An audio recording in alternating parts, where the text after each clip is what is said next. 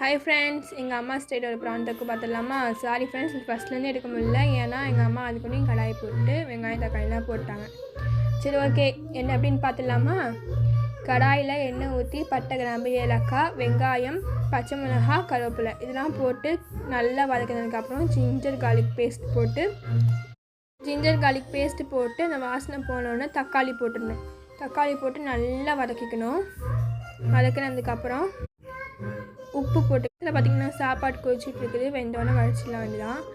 அப்புறம் ப்ரான் போட்டுடலாம். ப்ரான் போட்டு ப்ரான் வந்து எங்கள் அம்மா வந்து உப்பு மஞ்சத்தூளில் போட்டு நல்லா வதக்கி வச்சுருக்காங்க, கழுவி வச்சுருக்காங்க. இதை வந்து நல்லா கழுவி வச்சு இதை வந்து ப்ரான் கிரேவியில் போட்டு நல்லா வதக்கலாம்.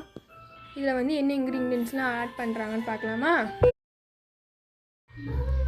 மஞ்சத்தூள், உப்பு, மிளகாய்த்தூள், அப்புறம் குழம்பு மிளகாய்த்தூள் இதெல்லாம் தான் இன்க்ரீடியன்ட்ஸ் எங்கள் அம்மா ஆட் பண்ணது. இதெல்லாம் போட்டோன்னே ப்ரான்லேயே தண்ணி வந்துடும். நீங்கள் தண்ணி ஊற்ற தேவையில்ல.